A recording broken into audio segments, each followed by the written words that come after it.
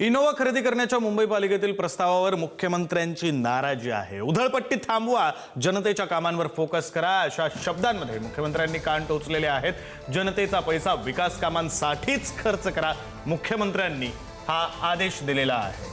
चौफेर टीकेनंतर कार खरेदीचा प्रस्ताव मागे घेण्याची नामुष्की आता आलेली आहे। सभागृह नेते भाजपचे मुंबई महानगरपालिकेतले सभागृह नेते गणेश खणकर यांनी हा प्रस्ताव मांडलेला होता।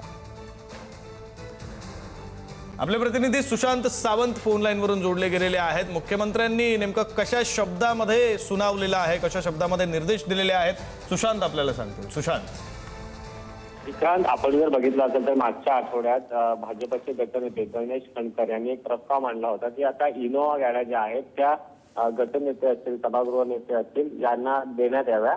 आता त्या प्रस्ताव जो आहे त्यानंतर कुठेतरी टीका झाली होती, चहूबाजूने सर्वसामान्य जनतेने देखील टीका केली होती आणि त्याची गंभीर दखल जी आहे ती राज्याच्या मुख्यमंत्री देवेंद्र फडणवीस यांनी घेतलेली आहे।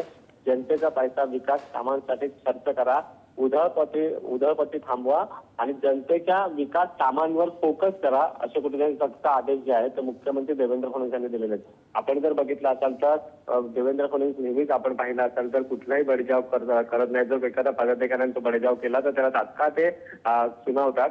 असाच आता आपण पाहिलं असेल तर मुंबई महानगरपालिकेत देखील प्रस्ताव भाजपच्या वतीने आणि गटनेत्यांच्या वतीने मांडण्यात आला होता आणि याची गंभीर दखल जी आहे ते आता मुख्यमंत्री देवेंद्र फडणवीस यांनी घेतलेली आहे।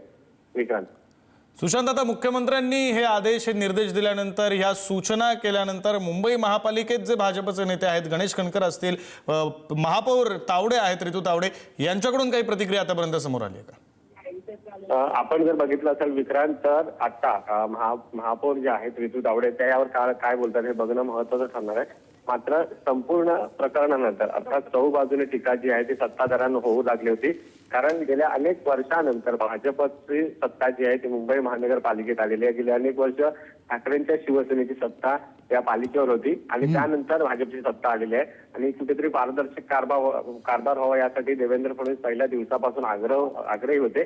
मात्र अशा प्रकारचा प्रस्ताव जो आहे तो सभागृहात आणणं योग्य नाही असं मत देवेंद्र फडणवीस यांचं होतं, कारण मुंबई सर्वसामान्यांसाठी कामं करायला हवीत। मुंबईतल्या प्रत्येक नगरसेवकांनी आणि महापौरांनी मुंबईतल्या जनतेचा विचार करायला हवा असं देवेंद्र फडणवीस यांनी ज्यावेळी महापौर विराजमान झाल्या होत्या महापौर पदाच्या खुर्चीवर त्यावेळी सांगितलं होतं। मात्र आता या प्रस्तावानंतर एक वाद निर्माण झाला होता आणि देवेंद्र फडणवीस यांनी स्पष्ट नाराजी व्यक्त केली।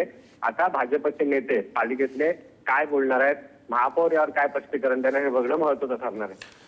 धन्यवाद सुशांत, दिलेल्या या सविस्तर माहितीसाठी।